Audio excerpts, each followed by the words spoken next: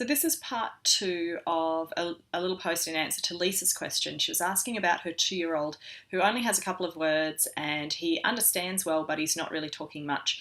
And she was asking about potentially using flashcards. Now, I wanted to answer this as a separate episode to the other question that she'd asked about how to help him develop more words.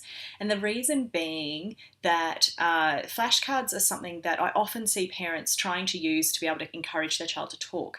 And I'm a bit concerned that sometimes they're overused as a tool. Now, flashcards can potentially be really beneficial for things like learning new words, learning how to read words, things like that. They can potentially be a really useful tool.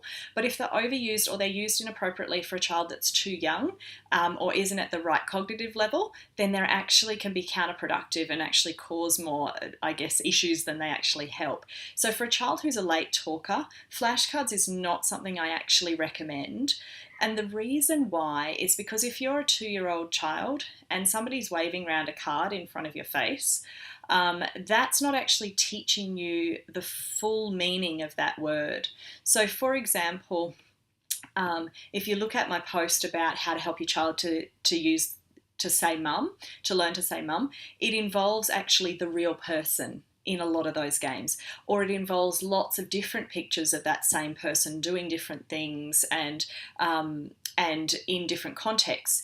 And the same applies when they're learning any word. If a 2-year-old's learning a word, they need to understand the full meaning of that word, not just one little concrete example of it. So, for example, if you're wanting your child to learn the word cow, for example, and you're trying to teach them how to say that, if you are just showing them a flashcard of a cow, a cartoon cow, that's not actually going to help them to understand that a cow is how big it is or where it lives or what it does or what sound it makes, what it feels like, as well as what it looks like.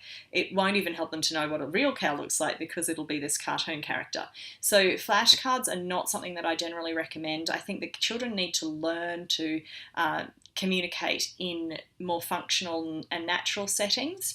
Now, that being said, if you've got a child with autism, sometimes flashcards are a really nice way to introduce new vocabulary because they're predictable and safe and consistent, which helps them to be able to actually learn more because they're feeling calmer about the actual task.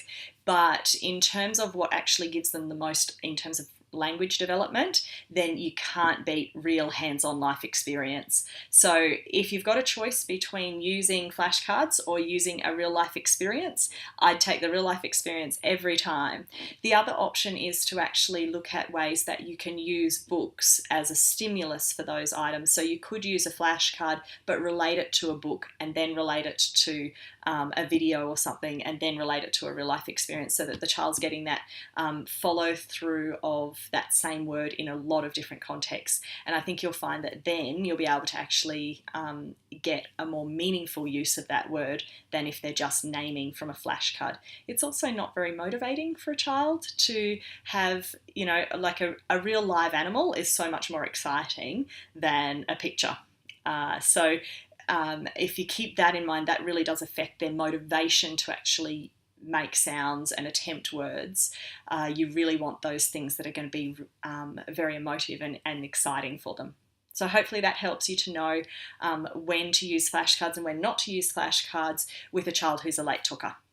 Until next time, talk, eat, play and learn. See you soon, everybody.